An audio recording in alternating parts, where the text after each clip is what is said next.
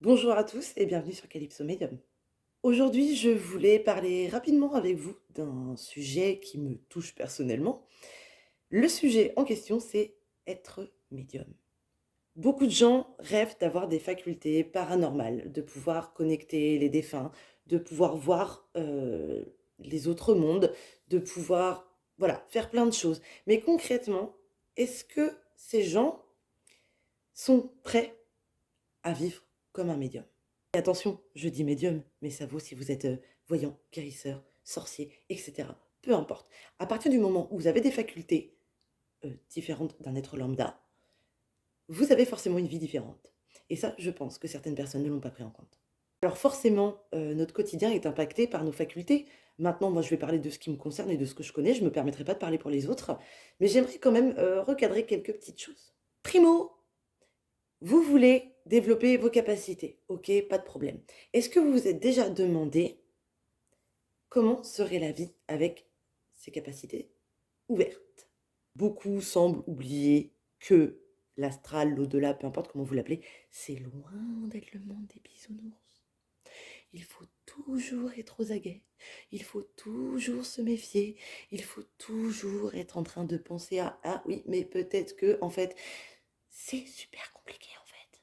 Alors oui, avec le temps, on s'adapte, on reconnaît assez facilement, heu, ce à quoi on a affaire et cetera. Mais ça n'empêche pas que bien souvent, on croise des défunts, par exemple, qu'on n'a pas envie de croiser, hein. Moi, quand je vais à Leclerc, j'ai pas envie de croiser le grand-père de la caissière. Et pourtant, ça m'arrive tout le temps. Tout le temps, tout le temps, tout le temps. Et quand je dis le grand-père de la caissière, je suis gentille. Imaginez les visites chez le gynéco. Mmh, trop contente.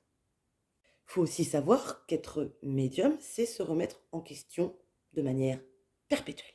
Enfin, normalement, hein, quand on est un médium à peu près sain d'esprit. Donc, on s'interroge sur les moindres choses. Ça veut dire que si je croise quelqu'un dans la rue et que je m'embrouille avec, parce qu'en fait ça m'a saoulé et que je me suis mise en colère, après, je vais avoir un petit truc dans ma tête qui va me dire mais pourquoi cette réaction, dis donc?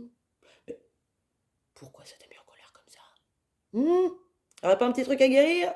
Et voilà, et donc on est reparti dans un truc de: «Ah bah oui, mais c'est bien de donner des conseils aux autres, mais ça serait bien que je m'auto-analyse quand même». Oui, parce que du coup, je conseille tout et tout le monde, mais c'est quand même pas mal si je m'auto-analyse, on est d'accord? Donc du coup, il faut que je mette ça en place. Donc du coup, c'est très souvent que je me retrouve à me dire: «Mais pourquoi je me suis mise en colère? Pourquoi il y a eu ci, il y a eu ça?» Alors attention, la colère se doit d'être vécue, il y a aucun problème avec ça. Toutes les émotions dites négatives se doivent d'être vécues, hein, sinon on les aurait pas en nous, hein, clairement. Mais par contre, il faut pas que ça nous mène. Aucune émotion ne devrait mener nos vies. C'est pour ça qu'il est quand même bien de savoir pourquoi, telle chose va nous mettre dans telle réaction, pourquoi et cetera. Donc concrètement, être médium, c'est tout le temps se prendre la tête. Ouvrir ses capacités, c'est du coup aussi ouvrir des accès donc aux autres mondes. Je l'ai dit tout à l'heure, voir les défunts et cetera. Mais dites-vous que partout où vous irez, vous les verrez. Mmh? Si, si. Aux toilettes, sous la douche, dans votre lit, dans les salles d'attente, les gares, les aéroports, partout, partout, partout. Bien sûr qu'il existe des moyens, de couper un petit peu tout ça pour pas être envahi. N'empêche qu'au début, c'est assez compliqué et on se retrouve parfois avec des choses comme ça et on n'a pas toujours envie, on n'est pas toujours dans le mood, hein? Pas toujours. Parlons du féminin sacré. Si on est en période de règles, je suis désolée, j'ai envie de parler à personne d'humain déjà, de vivant, c'est pas pour aller, taper la papote, à tous les défunts du coin, hein, qu'on soit clair. Et encore, je parle de défunts, je vous parle même pas des divinités.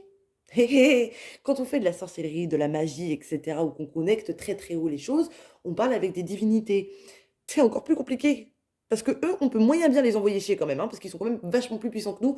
Ça serait un petit peu, déplacé. Ça ferait un petit peu tache dans le décor. Donc en plus, on est obligé de se continuer une conversation dont on n'a pas forcément envie. Être médium, c'est recevoir des amis pour le café et comprendre en fait que la personne ne va pas bien parce qu'il y a eu ci, il y a eu ça, tout savoir à l'avance, tout comprendre à l'avance. Être médium, c'est savoir à l'avance quand un ami, un conjoint, un collègue de travail va nous trahir. C'est le savoir, mais ne pas se l'avouer, bien sûr. Sinon, ça serait trop facile. Et du coup, sans vouloir, une fois qu'on est devant le fait accompli, et se dire, mais merde, je le savais, mais je ne me suis pas écouté. Et on ne s'écoute pas pourquoi? Pourquoi on s'écoute pas? Bah, parce qu'on croit toujours qu'on est dans le mental quand ça nous concerne, alors qu'en réalité, on est en pleine possession de nos capacités, mais on refuse de se l'avouer. Bien sûr. De toute façon, les cordonniers sont les plus mal chaussés. C'est comme ça, c'est la vie. Être médium, c'est en permanence avoir des gens qui viennent vous voir juste pour avoir des informations ou qui vous posent cette phrase stupide H24 qui est: «Eh, tu vois quoi pour moi? Vas-y, tu vois bien quelque chose, tu vois quoi pour moi?»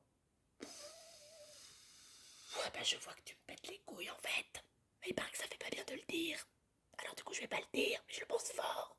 Être médium, c'est avoir toujours des gens qui viennent vous voir pour avoir des tirages, pour avoir des tonnes de trucs, mais gratos, hein, attention, hein, et dans l'instant. Dans l'instant. Du coup, il arrive parfois des moments où vous ne savez pas si les gens sont amis avec vous pour ce que vous êtes réellement ou pour ce que vous pouvez leur apporter. Et ça, c'est blessant, c'est blessant, c'est blessant. Être médium, c'est jongler avec les voix que l'on a dans la tête, notamment nos guides.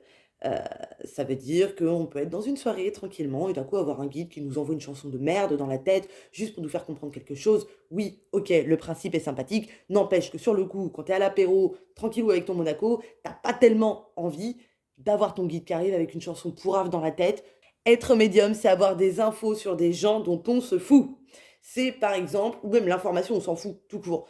Il y a des choses qui peuvent prêter à rire, ça veut dire rencontrer quelqu'un lors d'une soirée, puis d'un coup, tu as le guide qui vient te raconter ci ou ça, des anecdotes, bon, qui peuvent faire rigoler. À la limite, pourquoi pas, on prend l'info, on la balaye, tranquille. Par contre, lorsque vous avez des infos, hein, beaucoup plus graves, en fait, où vous rencontrez quelqu'un et que vous voyez, je vais pousser le truc, hein, mais vous voyez que son enfant, son père, sa mère vont mourir, mais que vous ne pouvez pas le dire à la personne puisque ça serait complètement déplacé de votre part. Qu'est-ce que vous en faites de cette information? Eh ben, rien du tout, et c'est là que c'est compliqué, et c'est là qu'arrive le sentiment de: «Ah, j'aurais pu peut-être», non, c'est faux, en plus, vous n'auriez rien pu faire, puisque ça, c'est du domaine de l'équilibre et de la justice universelle. Vous ne pouvez rien y faire, n'essayez même pas d'y toucher. En bref, être médium, c'est super chouette parce que là, je vous ai décrit des choses qui sont un petit peu, bizarres. J'adore être ce que je suis. N'empêche que pour les gens qui veulent se lancer là-dedans, développer leurs capacités, ouvrir des portes et cetera, j'aimerais que vous preniez vraiment en compte tout ça. Là, je l'ai tourné à la dérision. Concrètement, mettre un pied là-dedans, c'est aussi prendre le risque de s'attirer des choses négatives. Alors après, ça fait partie de l'expérience et c'est comme ça qu'on évolue, donc finalement, c'est bien. Mais c'est quand même bien d'être au courant avant que les démons, ça existe, que les sorts, ça existe, que le pouvoir de l'intention existe et que en mettant un pied là-dedans, on prend le risque de s'attirer tout ça. Du coup, réfléchissez bien avant de vous lancer là-dedans. C'est une aventure magnifique, extraordinaire, qui donne une vision incroyable sur la vie, sur les gens, sur la mort, sur des tonnes de choses, mais qui peut être potentiellement dangereuse et difficile à gérer au quotidien. Tant que vous prenez la décision en étant équilibré, en harmonie avec vos pensées, vos actes et cetera, tout se passera bien. Mais je tenais quand même à vous en informer, parce que c'est un petit peu mon rôle quand même. Sur ce, je vous embrasse et je vous dis à très vite.